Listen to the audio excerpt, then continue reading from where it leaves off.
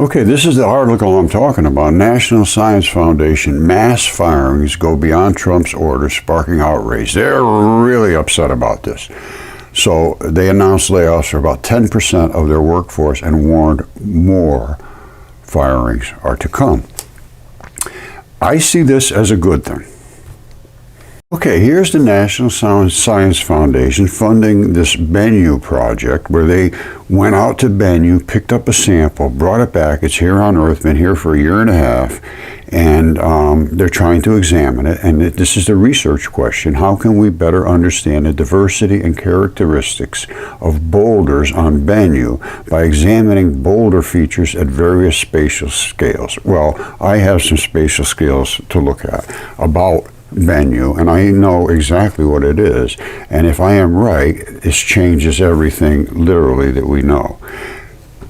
Upon work supported by NSF grant, OCE, through the NHRE program, it's basically, they're giving money to the University of Arizona, I think it is. We'll get into that in a minute. The Smithsonian, National Science Foundation, all the things that we're funding. And now I'm going to show you what they found and what they refused to discuss. Okay, just so you get an idea, these are microscopic. You can't really see these striated muscle sarcomeres unless you really get focused in deep with a microscope. And here's what they look like, and then smaller yet is here. Those are sarcomeres. Let's see where they exist. Okay, these are the sarcomeres.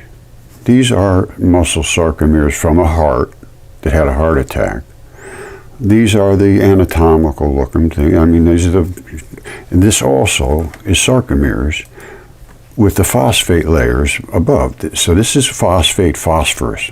It's called bilipid phosphomembranes. There's one on here, and then you have the sarcomeres, and then you have another layer, and then you have more sarcomeres. And here's what they are, smaller and smaller until you get to the sarcomeres.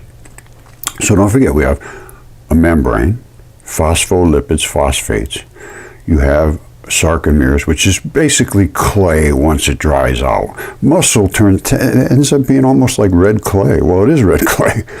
And above is another layer of membrane, and above that is another layer of sarcomeres. Well, guess where this is? That was retrieved from asteroid Bennu, which is a heart. These are the heart valves. That big one right there is the big one, and you got a couple smaller ones, and then it's completely coated with bloody residue, basically. And they went down deep inside. They didn't realize they were going to do that. Went deep inside, grabbed a chunk, brought it back. And this is what that chunk is right here. Now, I say that's a heart sarcomere, muscle from a heart out in space. And how can I say that with any surety? Well, this is a heart here on Earth from a heart attack victim. That is sarcomeres. These are the phospholipid layers.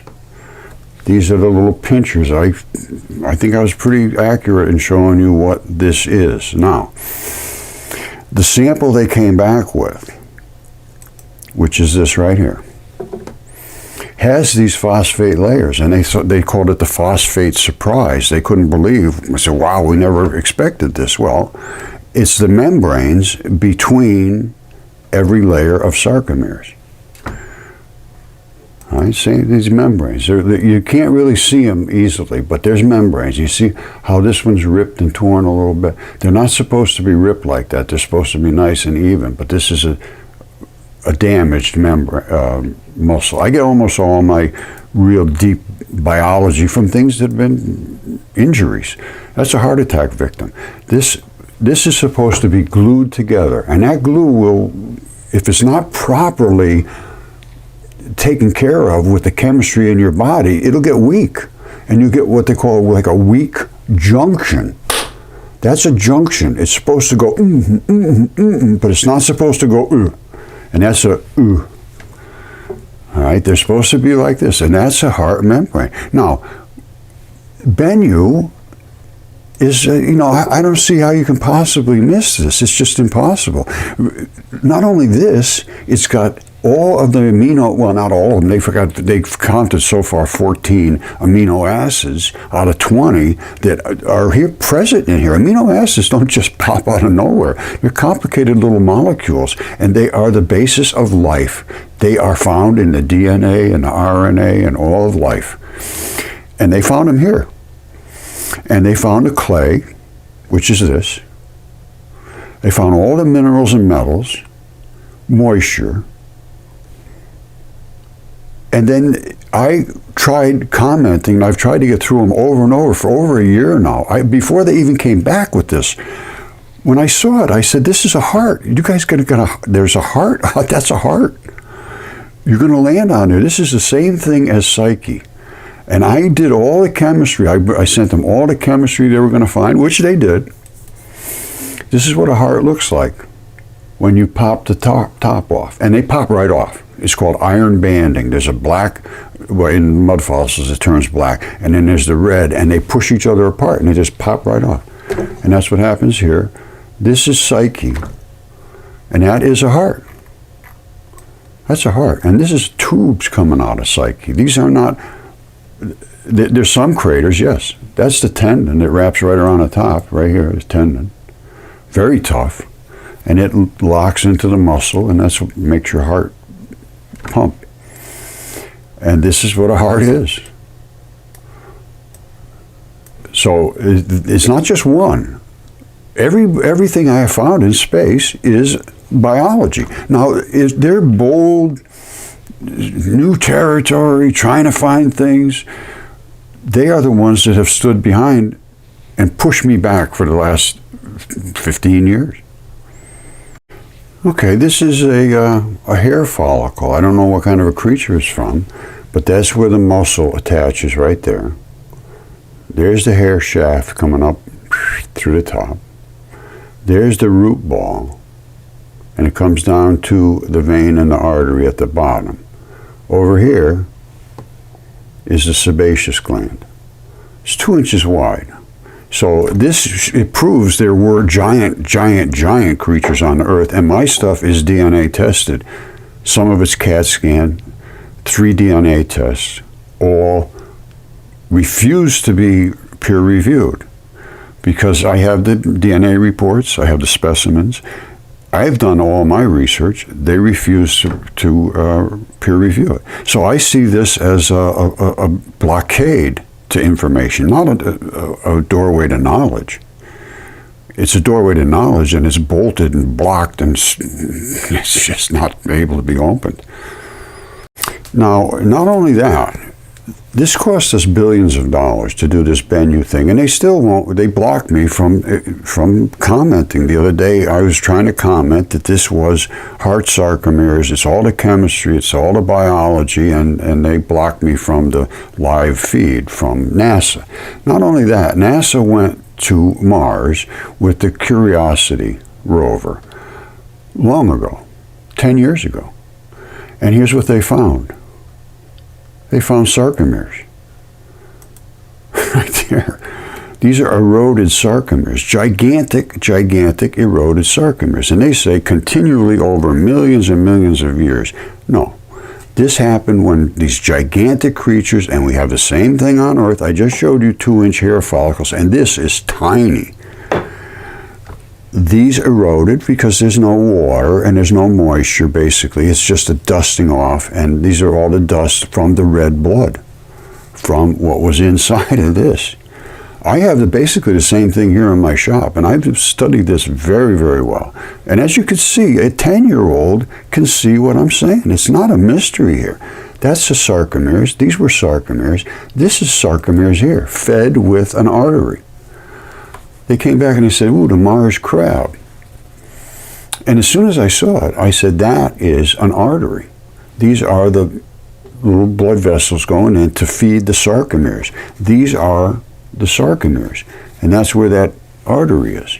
I reported this to NASA, and for some reason, they ended up with Yale saying, yes, this does happen, but only slimy little creatures, not stuff like this. And they didn't talk at all about Mars. And Yale basically gave them what I gave Yale. I sent them all my information, the DNA reports, the CAT scans, they wouldn't examine the specimen. They refused. Basically, it was a standoff, and it was quite contentious. I mean, extremely contentious.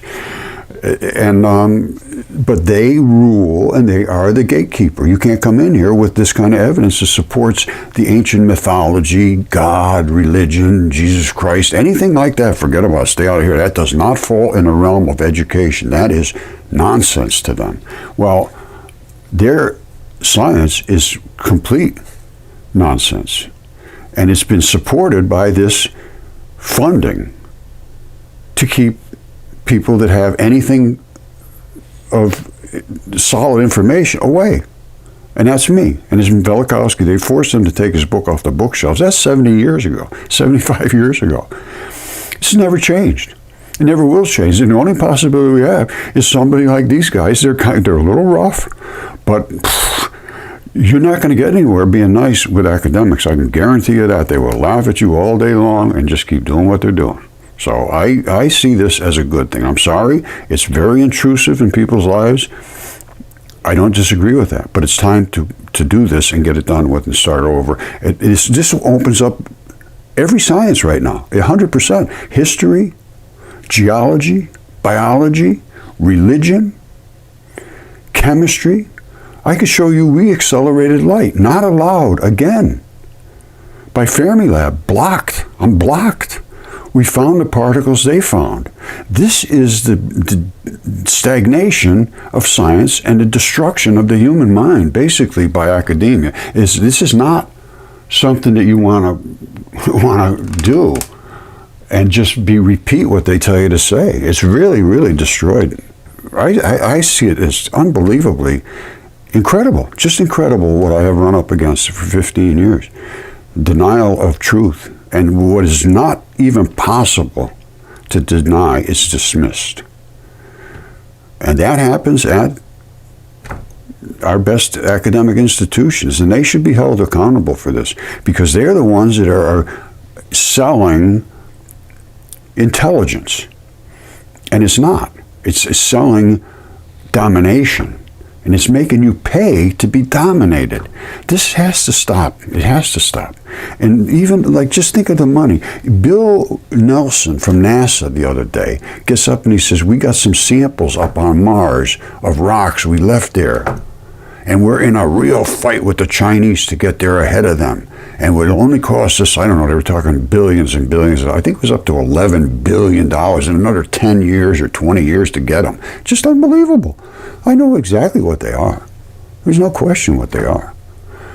I mean, so these are the kind of things that we're supposed to be taken to the cleaners. This is on Earth. This is gigantic hearts. They're all over the place. This isn't even big.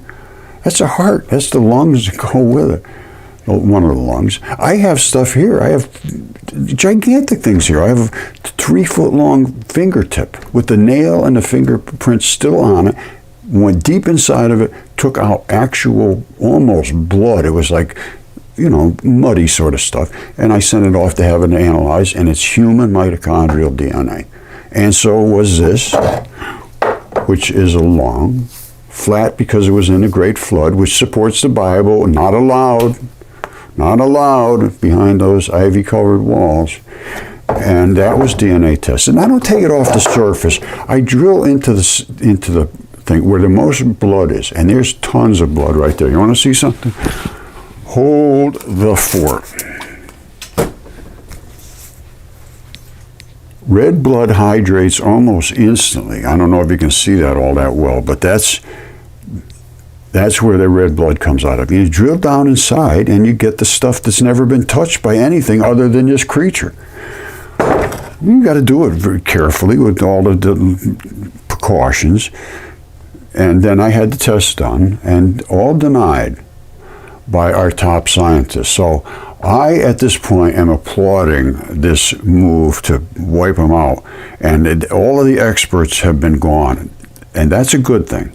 I would like to become one of the advisors to this, at least a contributor. Let me put it that way. I don't want to say, I advise you to do this, I advise you to do that. I don't care. I want to show you what is true and what's not true. And then, if you can just deny it, which is happening right now, disgracefully, well, I can't do anything about it because I haven't been able to do anything about it right up now. I show you this stuff is up on Mars. That's on Mars, Mars crab. That's Mars sarcomeres. This is Mars blueberries, identical to the Moki marbles that are here on Earth. This is nothing different between Mars and Earth. All this stuff here is on Earth too. Gigantic creatures, absolutely stunningly large, was the landscape. And they said, see, here's the key, is I'll go back to the Bible again. There were giants in the earth in those days, and they were literally the earth, and the rest was, and then after that, when the sons of God went into the daughters of man, then there was more giants.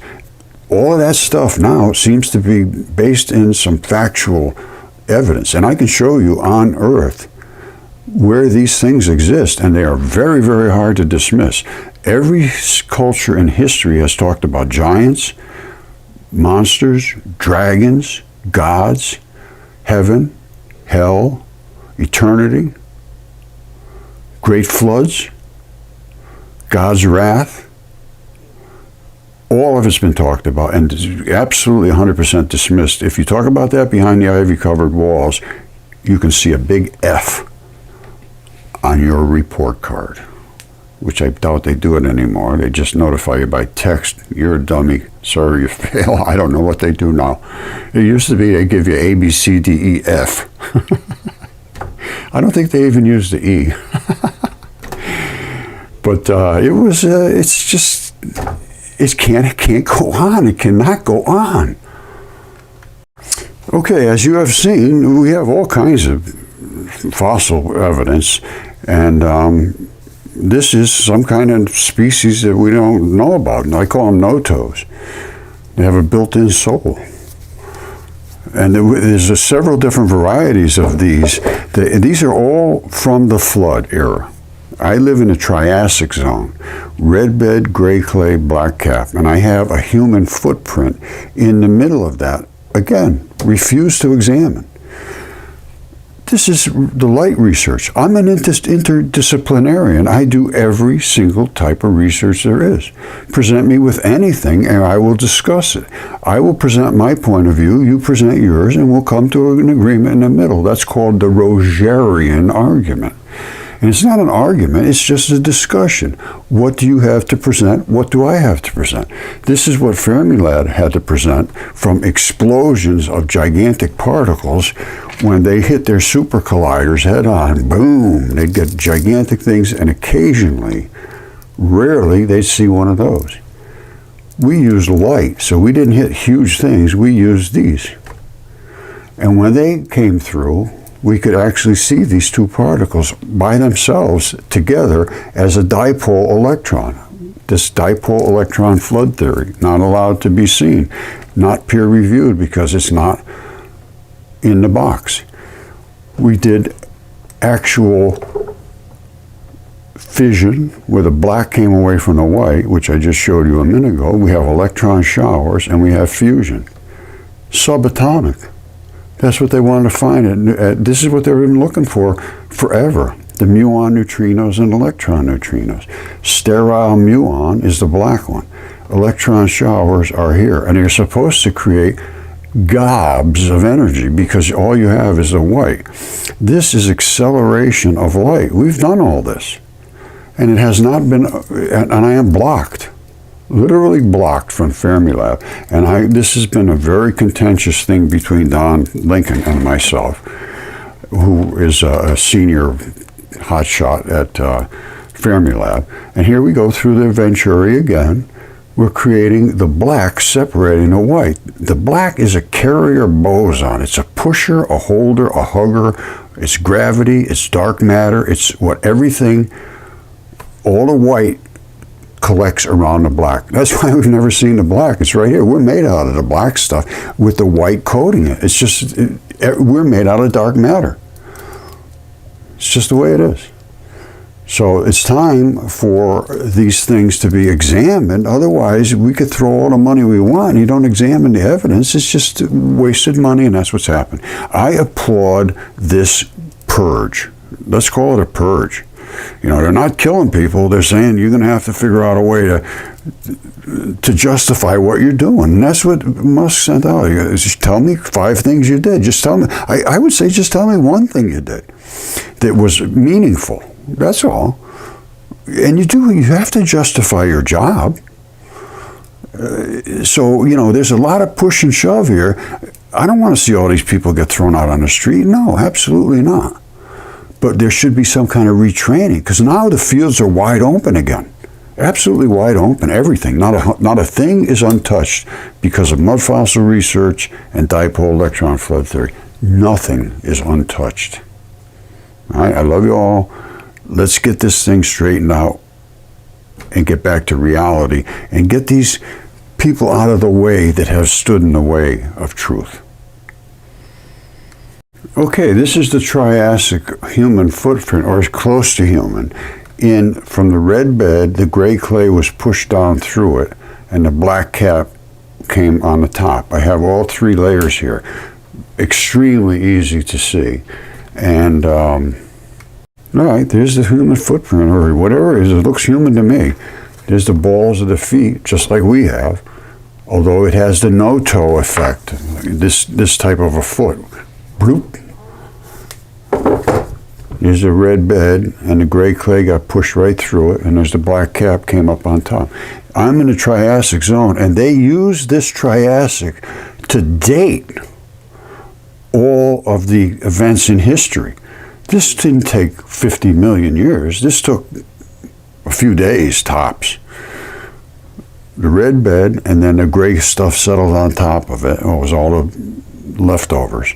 The red bed is mostly blood and fleshy sort of stuff, clay. And then above that came the gray leftover floating stuff, and it all settled. And then the black cap came down on top of that. Not hard to see. Okay, I'm going to leave you with this. If all 3 of these layers were wet at the same time, which they had to be, for him to be able to step through the gray clay, which was soft, and make an impression, and push it through the red bed, which had to be gooey wet, underneath this gray clay, to create this. And then the black cap had to land almost instantly, because the this is not eroded whatsoever, basically. It didn't wash off or anything. That landed very quickly on top. What does that indicate to me?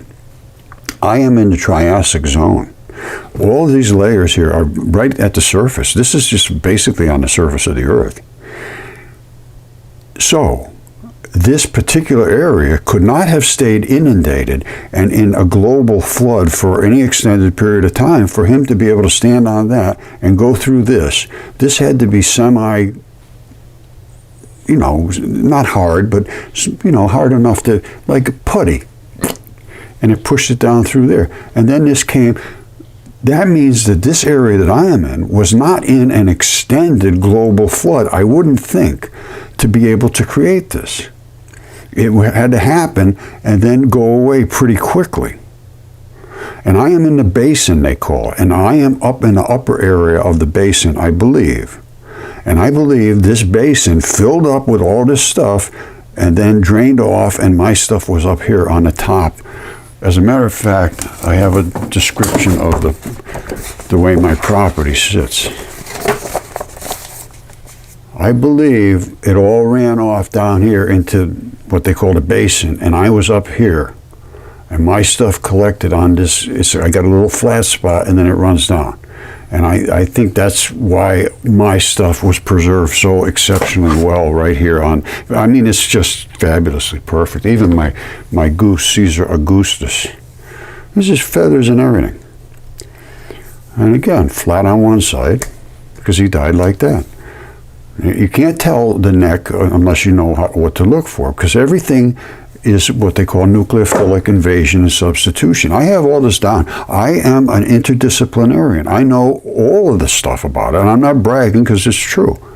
If you don't understand all of it, you don't understand any of it. If I have to say, well, what do you think about this, and what do you think about that, and what about this, and what about how that has happened? I don't know. I have no idea what I'm doing. I don't have to go to do that. I say, here's how how that happened, because I can understand it. Then you can say to me, no, Roger, you're wrong. Here's how this happened. Here's how this happened. And then we can meet in the middle, or one of us is wrong. You know, everything can't be right. I can't be right about everything. No, obviously, I want to engage. And that's what has happened because of the National Science Foundation and funding. Stay in your own box. Don't make waves. Keep the money rolling. It's time to stop it. So that's what's going to happen, I hope. Looks like it's going to happen to me. It's a terrible shakeup, but shaking up needs to be done. All right? Thank you.